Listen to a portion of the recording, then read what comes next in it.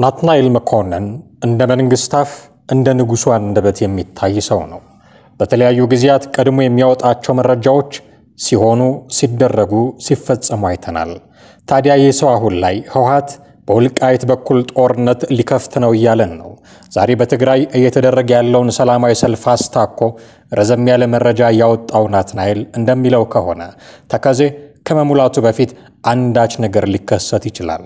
እስኪ ሙሉ መረጃውን እናስቃኛችሁ። በህወሓት ቡድን በኩል እየተካሄዱ ያሉ ሰልፎችና የአጽም ማሰባሰብ እየተደረገ ነው።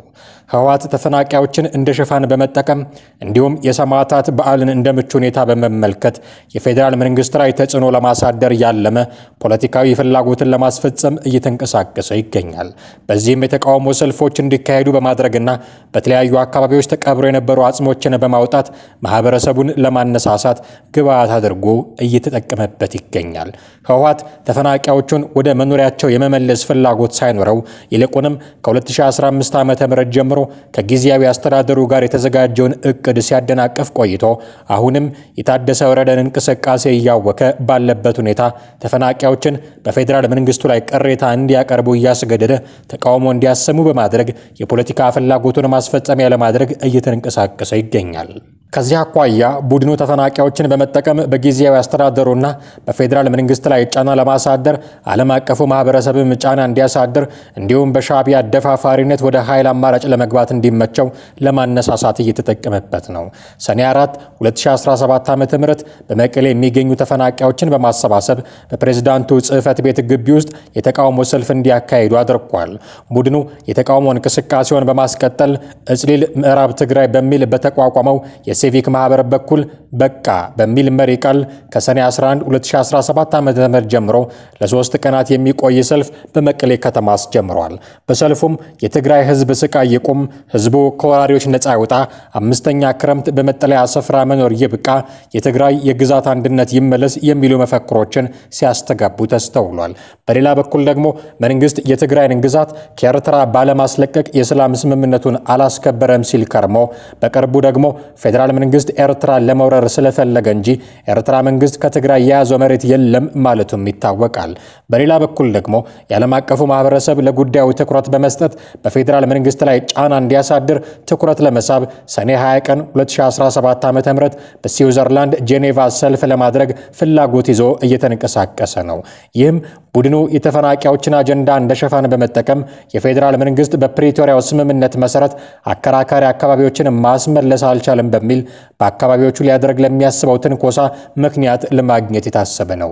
በተያያዘም ህወሓት በሰሜኑ ጦርነት ወቅት በተለያየ አካባቢ የተቀበሩ ታጣቂዎችን አጽም ደብቆ ቆይቶ አሁን ለማሰባሰብና ሰኔ 15 ቀን 2017 ዓ.ም የሰማዕታት በዓል በሚል በሚያከብረው ፕሮግራም ላይ ለፖለቲካ አጀንዳ ለማዋል እየሰራ ይገኛል።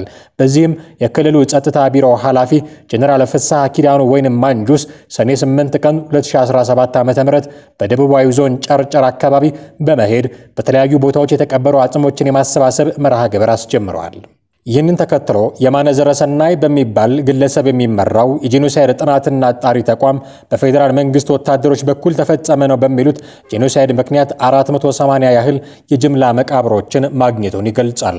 ተቋሙም አገኘዋቸው በሚላቸው የጅምላ መቃብሮች አጽም የማውጣት ስራውን እንደጀመረና እስከ ሰኔ 15 ቀን 2017 ዓ.ም የአጽም ማሰባሰብ ስራውን ጨርሶ ዶክመንተሪ በማዘጋጀት ለዓለም አቀፍ ማህበረሰብ ተደራሽ ለማድረግ እየሰራ ነው። ይህን እንቅስቃሴውን በክልሉ ከሚገኙ መቃብሮች ባለፈ በአማራና በአፋር ክልሎች የተቀበሩ አባላቱንም በሽምግልና ለመውሰድ ፍላጎት አለው። ይህም ቡድኑ በተለያየ አካባቢ የሚገኙ የታጣቂ አጽሞችን በማውጣት በህዝብ ዘንድ በመንግስት ላይ ተዛባ እይታ ለመፍጠር ሚስጥር ባልሆነ ሚስጥር እየሰራ ነው። በዚህም ቀደም ሲል ጊዜ አስተዳደሩ ባካሄደው ጥናት 76 በመቶ ሻዕቢያ፣ 18 በመቶ በፋኖና የአማራ ልዩ ኃይል ተፈጽመዋል በማለት ደረስኩበት ያለውን ግኝትና ሰነድ በመከለስ አሁን ከሻዕቢያና ፋኖ እየተሞዳሞደ በመሆኑ በመሆኑ ኃጢያቱን በሙሉ በፌደራል መንግስት ላይ በመደፍደፍ ጥላቻና ቁጭት በመፍጠር ለአዲስ ግጭት በግብዓትነት ለመጠቀም አልመው እየሰራ ነው። ከዚሁ ጋር በተያያዘ ቡድኑ ሰኔ 15 ቀን 2017 ዓ.ም የሚከበረውን የሰማዕታት በዓል እንደ ምቹ ሁኔታ በመጠቀም የፖለቲካ አጀንዳውን ለማዝረጽ በትኩረት እየሰራበት ነው።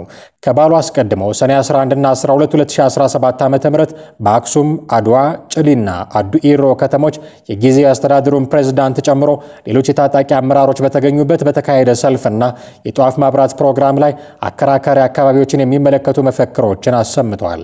ይህንንም በቀጣይ ቀናት መቀሌን ጨምሮ በሰሜን ምዕራብ ዞን ሽሬ፣ ጸሉሞይ፣ ታህታይ፣ አዲያቦና ሊኢላይ ቆራሮ እንዲሁም በምስራቅ ዞን ሐውዜን ለማክበር እየተንቀሳቀሰ ነው። በአጠቃላይ ቡድኑ ከቅርብ ጊዜ ወዲህ በተለይም በሰኔ ወር በልዩ ሁኔታ ተፈናቃዮችንና ሰማዕታት የሚላቸውን በመዘከር ሽፋን በትግራይ ህዝብና በዓለም አቀፉ ማህበረሰብ ላይ የዘር ማጥፋት ወንጀል ተፈጽሟል የሚል አጀንዳ ለማስረጽ አቅዶ እየሰራ ነው። ህዝቡንም አሁንም ስጋት ውስጥ እንዲሆንና በፍርሃት ውስጥ ሆኖ በቀድሞው ህወሓት ጽንፈኛ ቡድን ተጽዕኖ ስር እንዲሆን እየሰራ ነው። በተጓዳኝም ኮማንዶ ማሰልጠን፣ የቀበራቸውን መሳሪያዎች በማውጣት ለጸብ እየተዘጋጀ ከወንጀሉ በህዝቡ እንዳይጠየቅ አቅጣጫ ለማስቀየር እየሰራ ነው። ከክረምቱ በፊትም ችግር ፈጥሮ ብዙሃንን ለጉዳት ዳርጎ የሚጠፋበት ሱሳይዳል አክሽን ሊጀምር ይችላል። ህወሓት ዳግም የሞት ድግስም አሰናድቷል። ከጦርነት አባዜ መላቀቅ ያቃተው ህወሓት ተከዜ ከመሙላቱ በፊት ወልቃይትን ለመውረር ወስኗል። ለዚህ ዓላማው እንዳቅሙ ዝግጅት ሲያደርግም ከርሟል። የሻዕቢያን ግፋ የሚል ይሁንታም አግኝቷል። ለዚሁ ዓላማ አስቀድሞ ያዘጋጃቸው የተወሰኑ ሐሳዊ ፋኖችንም ከጎኑ አሰልፈዋል። ህወሓቶች በእነሱ ግምገማ አሁን ለጦርነት የተመቸ ጊዜ ላይ ናቸው። በኢትዮጵያ አይን ሲታይ ግን ነገሩ ሌላ ነው። ከህወሓት ተገንጥሎ የቀረው ይህ ቡድን ከስደትና ከጦርነት የተረፈውን ወጣት ይዞ ክረምቱ ከመግባቱ በፊት ጦርነት ለመክፈት ላይታች እያለ ነው። ሰሞኑን ስራ ተዘግቶ በተፈናቃይ ስም የተወጣው ሰልፍ ጦርነቱ በህዝብ ጥያቄ የተጀመረ ለማስመሰል የተደረገ ድራማ ነው። መቀሌ ላይ አጋር ለማሰባሰብ የተደረጉ ስብሰባዎች፣ የተጻፉ ሰነዶች ሁሉ በእጃችን ይገኛሉ። ህወሓት ተፈናቃይ ለመመለስ የተቋቋመው ኮሚቴ ላይ የመሳተፍ ፍላጎት የለውም። ሰውም አልመደበም። በተደጋጋሚ የቀረበለትንም ጥያቄ አልተቀበለም። የተፈናቃዮችን ስምና የተፈናቀሉበትን ቦታ እንዲያዘጋጅ ተጠይቆም አላቀረበም። ለእነዚህ ሰዎች የተፈናቀሉ ሰዎች የፖለቲካ መቆመሪያ ናቸው። በእነሱ ስም ሌላ አሰቃቂ ጦርነት ለመጀመር እጅ ውስጥ የገቡትን ወጣቶችም ሰብስቧል። ጦርነት አስከፊ ነው። በተለይ ከጦርነት ቁስል ሙሉ ለሙሉ ላላገገመው ምስኪኑ የትግራይ ህዝብ ጦርነትን በፍጹም ዳግም ሊያየው አይገባም ነበር። ነገር ግን እነዚህ ከጦርነት ውጪ ምንም ህልውና የሌላቸው ሰዎች ትንሽ ነፍስ የዘሩ ሲመስላቸው ከጦርነት ውጪ ሌላ አማራጭ አይታያቸውም። ኢትዮጵያ ጦርነት አትፈልግም። ነገር ግን ሰላም በአንድ ወገን ጥረት ብቻ አይመጣምና ህልውናዋን ለማስጠበቅ ሁልጊዜም በጥንቃቄ ትጠብቃለች። ኢትዮጵያን በሴራና በጦርነት አንበረክካሉ ለሚሉ ኃይሎች ሁሉ አስቀድመን ነፍስ ይማር ማለት እንፈልጋለን ይላል ናትናኤል መኮንን። እስራኤል በኢራን ላይ የፈጸመችው ባለው ጥቃት የኒውክሌር መሰረተ ልማቷን ኢላማ አድርጋለች። በዋናነት ትኩረቷን ያደረገችው ደግሞ ከምድር በታች የሚገኙ የዩራኒየም ማበልጸጊያ ማዕከላቷ ላይ ነው። እንደ ዓለም አቀፉ የአቶሚክ ኢነርጂ ኤጀንሲ ከሆነ በአገሪቷ ማዕከላዊ ክፍል የሚገኘውና ናታንዝ የኒውክሌር ጣቢያ የደረሰበትን ከባድ ጉዳት ተቋቁሟል። ሌላኛው ፎርዶ የሚባለው ማዕከሏ ደግሞ በተራራ ስር ከመሬት በታች በጥልቀት የተገነባ ነው። በመሆኑም ይህንን ከምድር በታች የሚገኝ ጣቢያ ለመምታት እጅግ ኃይለኛ የሆነ ቦምብ ያስፈልጋል። ይህ ቦምብ ያላት ደግሞ አሜሪካ ብቻ ናት። አሜሪካ ይህንን ብታደርግና በፎርዶ ላይ የቦምብ ጥቃት ቢፈጸም ምን ሊከሰት ይችላል? ዓለም አቀፉ የአቶሚክ ኢነርጂ ኤጀንሲ የኢራን የኒውክሌር ማዕከላት ላይ የተፈጸመውን ጥቃት እጅግ አሳሳቢ ሲል ገልጾታል።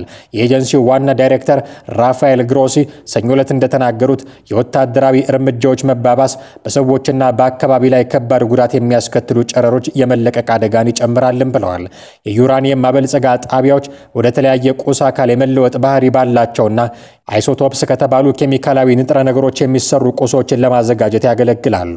በሰሪ ዩኒቨርሲቲና በዩናይትድ ኪንግደም ብሔራዊ ፊዚክስ ቤተ ሙከራ ፕሮፌሰር የሆኑት ፓዲ ሬጋን ዩራኒየምን ከመሬት ውስጥ ስናወጣ በሁለት መልክ ነው የሚወጣው።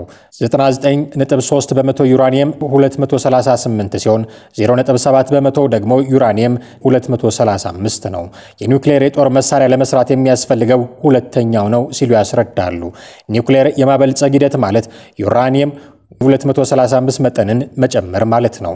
ይህ የሚሰራው ዩራኒየምን በጋዝ መልክ በመውሰድና ሴንትሪፊዩጋል በተባለ ማሽን በፍጥነት በማሽከርከር እንደሆነ ፕሮፌሰር ሬጋን ተናግረዋል። ምክንያቱም ዩራኒየም 238 ከሚፈለገው ዩራኒየም 235 በበለጠ ከባድ ስለሆነ ሂደቱ ሁለቱን ለመለየት ያስችላል። በመሆኑም ዩራኒየሙ ይበልጥ እንዲበለጽግ ለማድረግ ይህንን በተደጋጋሚ ማድረግ ያስፈልጋል። የኒውክሌር ኃይል ማመንጫ ጣቢያዎች መቆጣጠር የሚቻልና ኃይል የሚያወጣ የኒውክሌር ኃይል ለመፍጠር በዚሁ መልኩ ከበለጸገው ዩራኒየም ከ3 እስከ 5 በመቶ የሚሆነው ብቻ ነው የሚያስፈልጋቸው። ነገር ግን ዓላማው የኒውክሌር ጦር መሳሪያ ለመስራት ከሆነ የዩራኒየም 235 ከፍተኛ መጠን ማለትም እስከ 90 በመቶ ያህል ያስፈልጋል። ዩራኒየሙ በበለጸገ ቁጥር ሁሉም አቶሞች ሲለያዩ የሚያወጣው ኃይል ከፍተኛ ነው። ዓለም አቀፉ የአቶሚክ ኢነርጂ ኤጀንሲ እንደሚለው የኢራን ዩራኒየም 60 በመቶ በልጽጓል። በመሆኑም ኒውክሌር መሳሪያ ለመስራት ጥሩ ደረጃ ላይ ይገኛል ማለት ነው። ሆኖም በእነዚህ በበለጸጉት የዩራኒየም ክምችቶች ላይ ሮኬት መተኮስ በጃፓን ፉኩሺማ ወይንም በቀድሞዋ ሶቪየት ህብረት ቸርኖቤል በኒውክሌር ኃይል ማመንጫ ጣቢያዎች ላይ ከተከሰቱ አደጋዎች ጋር ተመሳሳይ በሆነ መጠን የኒውክሌር አደጋን አያስከትልም። በከፍተኛ ሁኔታ የበለጸገ ዩራኒየም ካልበለጸገ ዩራኒየም በ3 እጥፍ ራዲዮ አክቲቭ ጨረሮች አሉት። ሆኖም በመጠናቸው ልክ ሁለቱም በራዲዮ አክቲቭ ጨረሮች የተሞሉ አይደሉም። ስለሆነም የአካባቢ ብክለትን ችግር አያስከትሉም ብለዋል በፖርትስማውዝ ዩኒቨርሲቲ ፕሮፌሰር የሆኑት ጂም ስሚዝ። ፕሮፌሰር ጂም ከቸርኖቤል አደጋ በኋላ ያለው ክስተትንም አጥንተዋል። ሁላችንም በጣም የሰጋነው ፊውዥን ፕሮዳክት በተባሉት ነገሮች ላይ ነው። እነዚህ ከቦምብ ወይንም ከሌላ ነገር ጋር በሚጋጩበት ጊዜ ዩራኒየሙን የሚከፋፈሉት ነገሮች ናቸው። እነዚህም እንደ ራዲዮ አክቲቭ ካሲየም፣ ራዲዮ አክቲቭ ስትሮኒየም፣ ራዲዮ አክቲቭ አዮዲን ናቸው። እነዚህ አካባቢን የሚመርዙ ናቸው። ሆኖም በኒውክሌር ማበልጸጋ ጣቢያዎች የኒውክሌር ማብላላት ስለማይፈጠር የቦምብ ፍንዳታ ይህ እንዲከሰት ስለማያደርግ እነዚህ አደገኛ ራዲዮ አክቲቭ ፊውዥን ፕሮዳክት አይኖሩም ብለዋል። በምትኩ በፍንዳታው ዩራኒየሙ እዚያው አካባቢ ሊበተን ይችላል። በናታንዝ ማዕከል ላይ ጥቃት ከተፈጸመ በኋላ ዓለም አቀፉ የአቶሚክ ኢነርጂ ኤጀንሲ በአካባቢው ራዲዮ አክቲቭ ብክለቶችን እንዳገኘ ገልጿል። ነገር ግን የራዲዮ አክቲቭ መጠን ያልተለወጠና መደበኛ መሆኑን አመልክቷል። በብሪስቶል ዩኒቨርሲቲ የሚኒራልና ራዲዮ አክቲቭ ተረፈ ምርቶች አስተዳደር ኃላፊ የሆኑት ፕሮፌሰር ክሌር ኮርኪሂል የዩራኒየም ጨረሩ ብዙም ሩቅ አይጓዝም ብለዋል። ሆኖም ለማዕከላቱ ቅርብ የሆኑ ሰዎችን ጤና ለአደጋ ሊያጋልጥ እንደሚችልም ተናግረዋል። በሰውነት ላይ የሚያስከትለውን መርዛማነት በተመለከተም የዩራኒየም ቅንጣቶችን በትንፋሽና በምግብ አማካኝነት የዩራኒየም ቅንጣቶች ወደ ሳንባችን፣ ወደ ሆዳችን እንዲሁም ሴሎቻችን ውስጥ ይገባሉ። ቀስ በቀስም ጉዳት ያስከትላሉ ብለዋል። ከዚህ በተጨማሪም ለራዲዮ አክቲቭ ኬሚካል መጋለጥ በአቅራቢያ ለሚኖር ሰው ችግር ሊፈጥር ይችላል።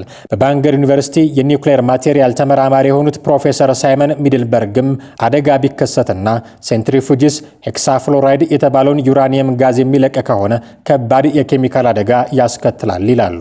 ፕሮፌሰር ሳይመን እንደሚሉት የዩራኒየሙ ሄክሳፍሎራይድ ከአየር እርጥበት ጋር ከተገናኘ እጅግ በጣም ጠንካራ የሆነ አሲድ ስለሚፈጥር በጣም መርዛማና የሚረብሽ ነው የሚሆነው። ሆኖም ግን በጣም ቅርብ ከሆነው አካባቢ በስተቀር በአካባቢው ላይ መጠነ ሰፊ የሆነ ተጽዕኖ አያስከትልም ብለዋል። ዓለም አቀፉ የአቶሚክ ኢነርጂ ኤጀንሲ የአደጋና ድንገተኛ አደጋ ማዕከሉ በአካባቢው ላይ የሰራ ሲሆን የኢራን ኒውክሌር ማዕከላት ያሉበትን ሁኔታና በስፍራው ያለውን የጨረር መጠን መከታተሉን እንደሚቀጥልም ገልጸዋል።